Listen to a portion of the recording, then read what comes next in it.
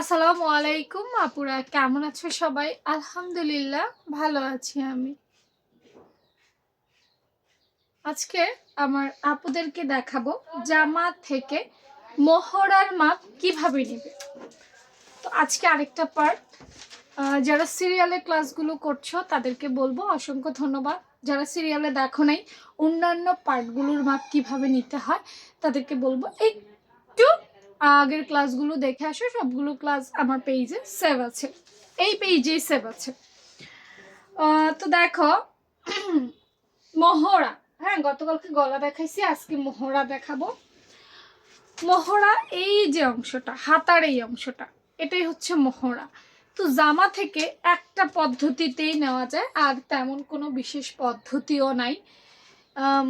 এভাবে ধরে, খেয়াল করো, এইভাবে ধরে এখান থেকে টান দিয়ে, এই আমার এখানে 8 ইঞ্চি আসছে, এই মাথা থেকে এই মাথা ধরলে 8 আসছে।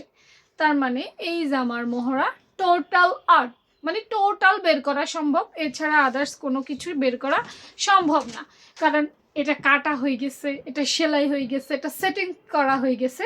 এজন্য আসলে মহড়াটা এখান থেকে এখানে টান দিয়ে ধরতে হবে। আবারও বলছি, টান দিয়ে ধরতে হবে। হালকা করে ধরলে পারফেক্ট মাপ আসবে না, টান দিয়ে ধরলেই কিন্তু তোমার পারফেক্ট মাপ আসবে।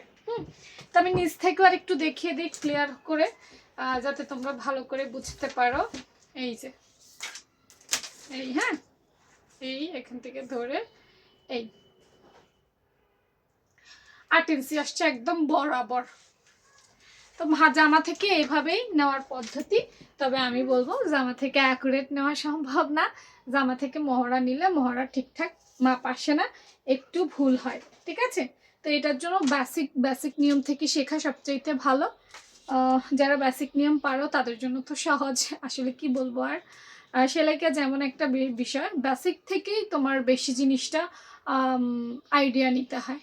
তো নেক্সট ক্লাসের জন্য অপেক্ষা করো। আজকের মতো এখানেই শেষ। আল্লাহ হাফেজ।